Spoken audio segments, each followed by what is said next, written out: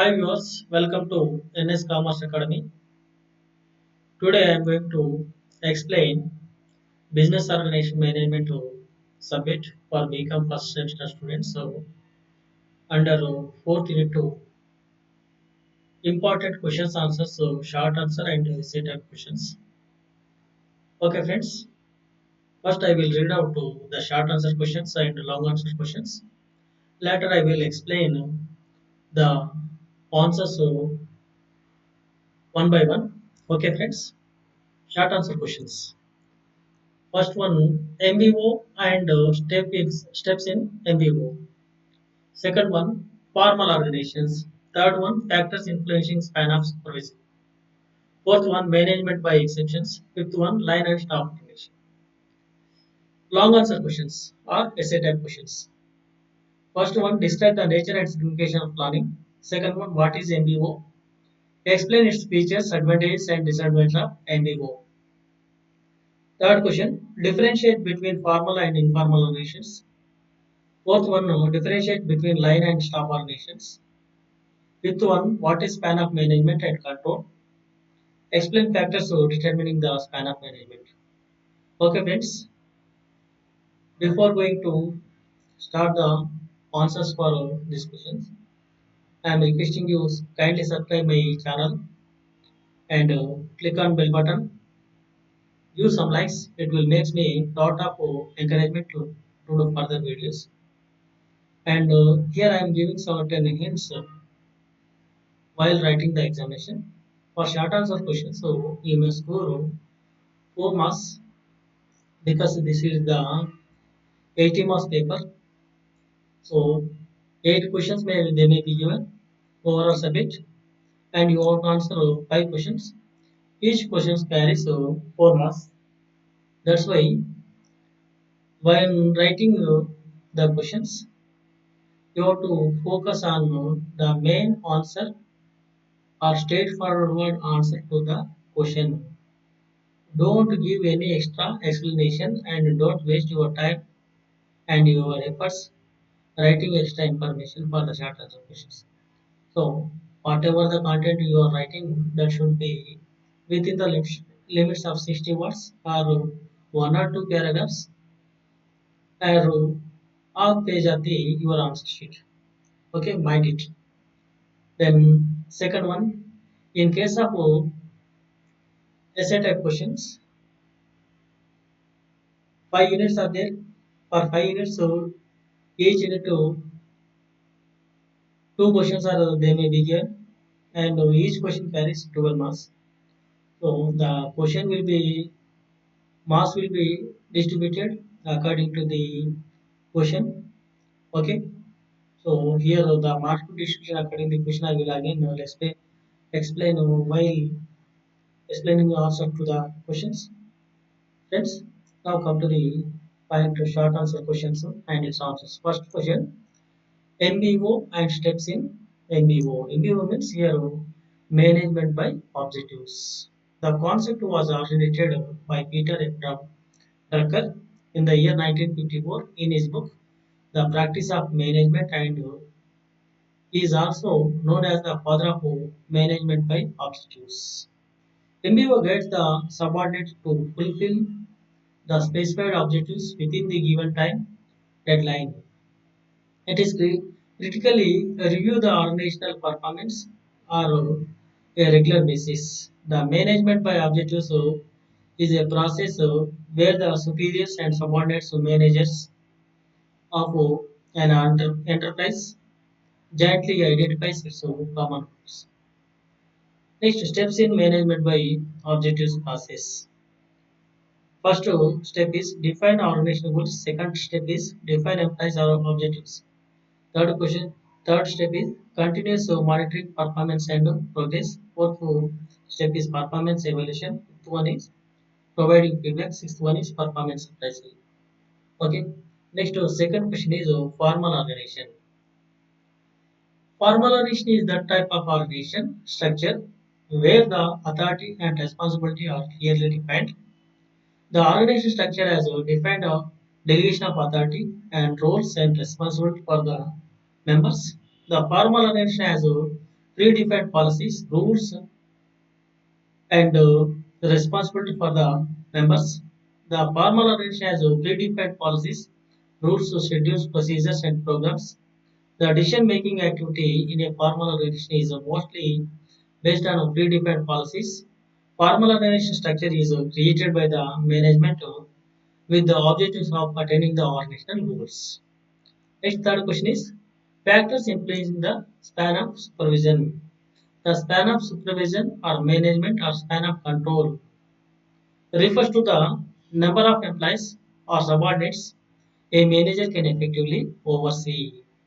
Determine the appropriate span of management depends on several factors which vary based on the nature of the work, the organization structure, and the manager's capacity. Here are the key factors that influence span of management.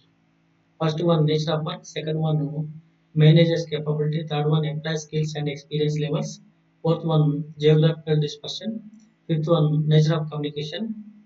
Sixth one, technology and tools. Seventh one, levels of decision making. Eighth one, organizational structure. Ninth one, monitoring and reporting system. Next, fourth question is management by exceptions. Management by exceptions is an excellent idea for any business venture. Managers use it to focus on business performance instead of the core business units. The best strategy is to look at business areas with the large variance and compare to the budgeted projections. Fifth question is line and staff organization. Line and staff organization is an improved version of the line organization. In line and staff organization, the functional specialists are added in line. The staff is for assisting the line members in achieving the targeted effectively. A line staff organization is a structure that distributes workers responsible from upper management to lower level employees. The managers establish standards for the quality of the work and deadlines for employees to finish their task and their communication, their exception to the team. Okay. Next, come to the long answer questions or essay type questions. So here the division of marks will be depending on the question. For example, first question is they describe the nature and signification of the planning. So here we have to give 2 marks for planning definition and 5 marks for nature, 5 marks for significance. Okay. For the convenience of the students, here I am giving you subheadings only, and for further explanation is given in further videos. Please tag on to my lectures. Okay. So first one, describe nature and significance of planning. Planning means to assess the future and makes provisions for it. The plan of action is at once and the same time. The results and stages. The line of action to be followed, the stages to go through, the methods to use. Planning is deciding in advance what is to be done. When a manager plans, he projects a course of action for the future, attempting to achieve a consistent, coordinated structure of operations aimed at desired results. Next, nature of planning. Nature of planning, here first one, planning is oriented. Second one is planning your primary function. Third one, planning is all perspective. Fourth one, planning is a mental exercise. Significance of planning. First one, planning provides direction. Second one, planning provides a unifying framework. Third one, planning is economical. Fourth one, planning reduces the risk of uncertainty. Fifth one, planning facilitates decision making. Sixth one, planning encourages innovations and creativity. Seventh one, planning improves morale. Eighth one, planning facilitates controls. Next, second question is what is management by objectives? Explain its features, advantages, and disadvantages of MBO. So here for definitions, 2 marks, for advantages, 5 marks, for disadvantages, 5 marks. Like that, questions will be marks will be distributed. Come to the answer. First definition: management by objective. Management by objective is a process where the superior and the subordinate managers of an enterprise jointly identify its common goals. It is rational and systematic approach to management, wherein measurable goals are set up in consultation with the subordinate managers, and the contribution of each individual is judged in terms of such goals. This concept was originated by Peter F. W. in the year 1954 in his book The Practice of Management, and is also known as the father of MBO. MBO guides the subordinates to fulfill the specific objectives within the given time deadline. It critically reviews the organizational performance on a regular basis. Next, come to the features of management by objectives. First one, goal oriented. Second one, participation of all. Third one, focus on KRAs. Fourth one, dynamic. Fifth one, managerial philosophy. Sixth one, serve as a criterion. Seventh one, continuous process. Next, benefits of management by objectives. The following are the benefits of management by objectives. First one, more clarity towards objectives. Second one, better management. Third one, enhanced individual commitment. Fourth one, establishing controls. Fifth one, improved communication. Sixth one, motivation and morale. Next, disadvantage of MBO.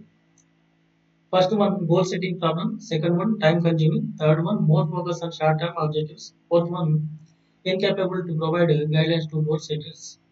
Fifth one, inflexibility. Sixth one, increased paperwork. Next, third question is difference between the formal and informal relations. So here I have given a short introduction. So each type of side you can score 6 marks. Okay. Formalization. Okay. Formalization is one of that has established rules and procedures that a personnel must obey.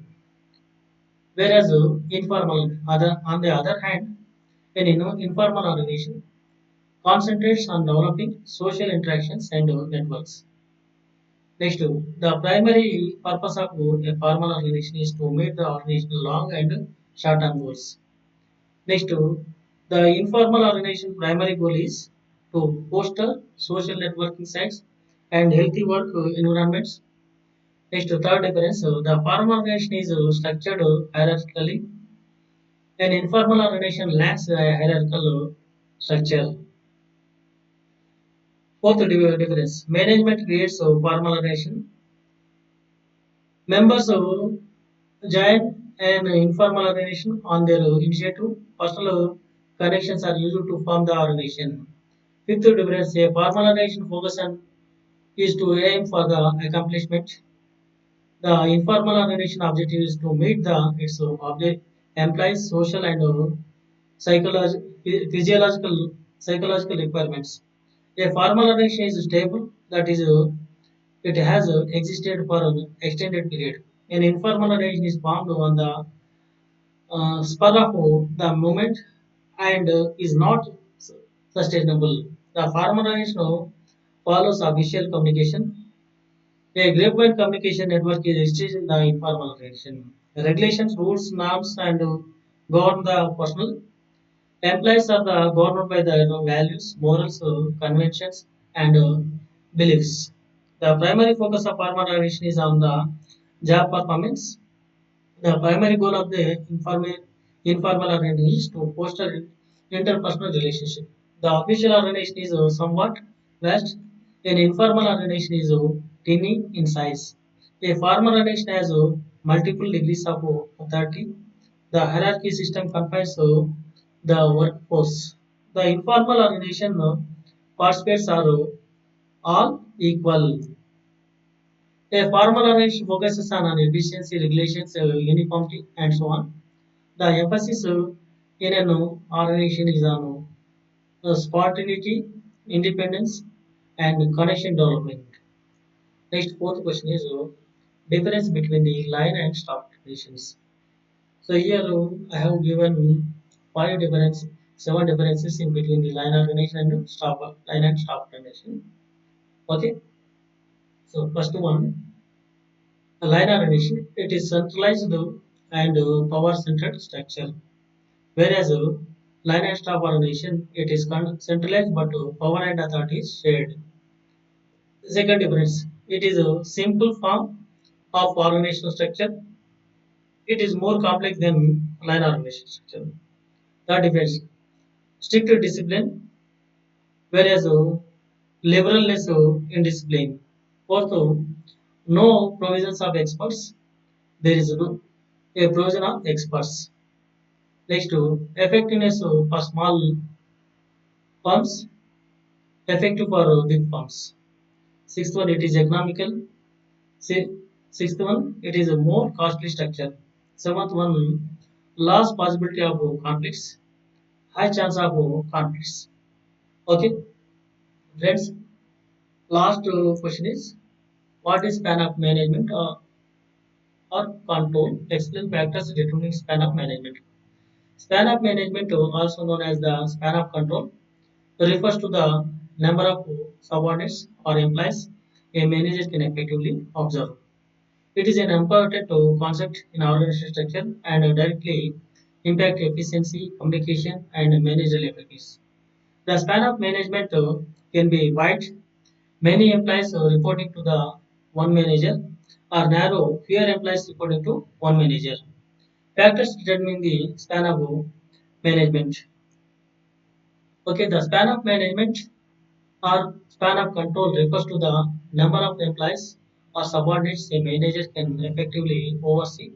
Determining the appropriate span of management depends on the several factors which vary based on the nature of the work, the organization structure, and the manager's capacity. Here, the key factors that influence the span of management: nature of work, manager's capability, employee skills and experience levels, geographical dispersion, nature of communication, technology and tools, levels of decision making, organization structure, monitoring and reporting system. Okay, friends, with this I am concluding this topic. Okay, thank you, one and all.